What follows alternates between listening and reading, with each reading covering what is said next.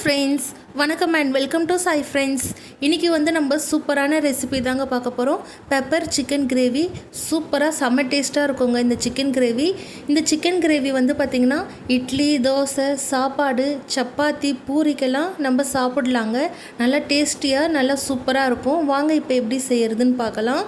First நான் chicken clean பண்ணி எடுத்திருக்கேன்.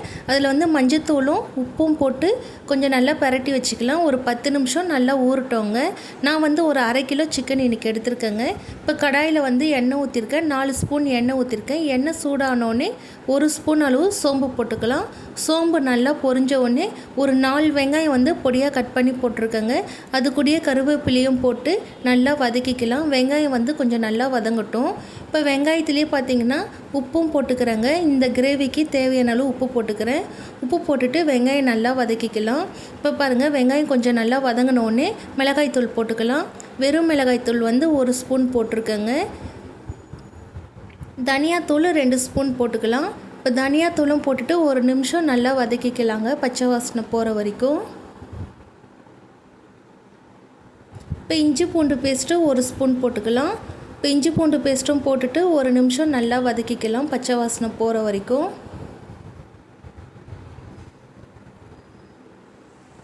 இப்போ இஞ்சி பூண்டு பேஸ்ட்டு நல்லா வதங்கிருச்சுங்க. இப்போ 4 பச்சை மிளகா நான் போட்டிருக்கேன்.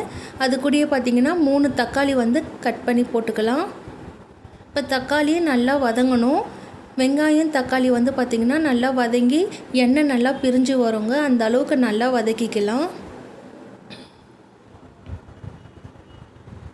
இப்போ பார்த்திங்கன்னா எண்ணெய் நல்லா பிரிஞ்சு வந்திருக்கு பாருங்கள். வெங்காயம் தக்காளி நல்லா வதங்கியிருக்கு. இப்போ நம்ம சிக்கன் போட்டுடலாங்க.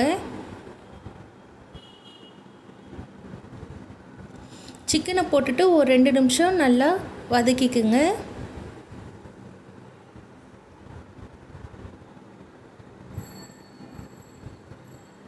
இப்போ நல்லா வதக்கிட்டு இதில் பார்த்திங்கன்னா நான் இன்றைக்கி 1 கிளாஸ் அளவு தண்ணி ஊற்றிக்கிறேங்க. தண்ணி ஊற்றி நல்லா கொதிக்கட்டும். நல்லா சிக்கன் நல்லா வெந்து நல்லா திக்காய் வரட்டும். எண்ணெய்லாம் பிரிஞ்சு நல்லா திக்காய் வருங்க. நல்லா வேகட்டும்.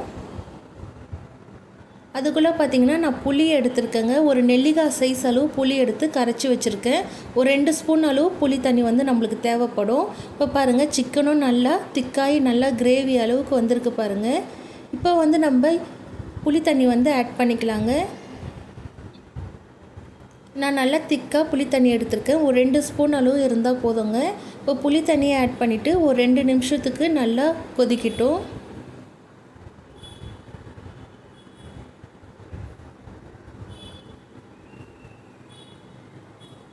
வாசனையே சூப்பராக இருக்குங்க. கண்டிப்பாக நீங்கள் ட்ரை பண்ணி பாருங்கள். செம்ம டேஸ்ட்டாக இருக்கும்.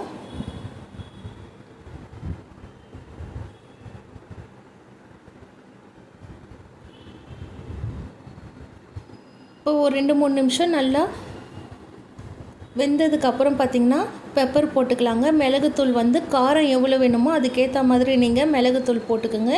மிளகுத்தூள் போட்டுட்டு நல்லா கலரி விட்டுக்கலாம்.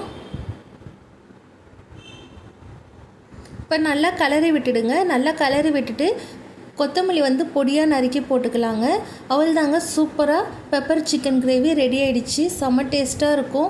கண்டிப்பாக நீங்களும் ட்ரை பண்ணி பாருங்கள்.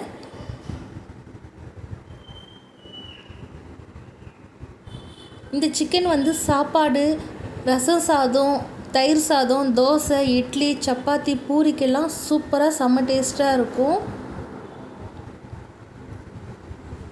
நீங்களும் ட்ரை பண்ணி பார்த்துட்டு கமெண்ட்டில் எப்படி இருக்குன்னு சொல்லுங்கள். இந்த வீடியோ பிடிச்சிருந்ததுன்னா மறக்காமல் லைக் பண்ணுங்கள், ஷேர் பண்ணுங்கள், நம்ம சேனலுக்கு சப்ஸ்கிரைப் பண்ணிக்கோங்க. தேங்க்யூ ஃப்ரெண்ட்ஸ், பாய்.